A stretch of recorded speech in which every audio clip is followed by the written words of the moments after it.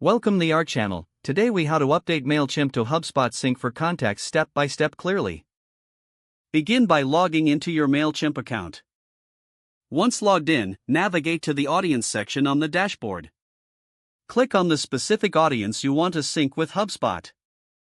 Now, locate the Manage Contacts drop-down menu. Select integrations from the options provided. In the Integrations section, find and select HubSpot. Once selected, check if the sync option is already configured. If you see an existing integration, click on Edit to update the sync settings. If no integration exists, click on the Connect button to establish a new link.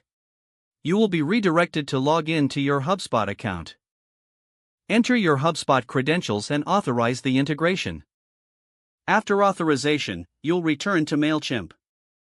Now, specify the contact lists you want to sync from Mailchimp to HubSpot. Choose the data fields that need to be mapped between Mailchimp and HubSpot. This might include first name, last name, email address, and any custom properties. Once all fields are mapped correctly, review the sync frequency settings. You can choose to sync in real time or at scheduled intervals. After finalizing settings, click Save Changes or Update.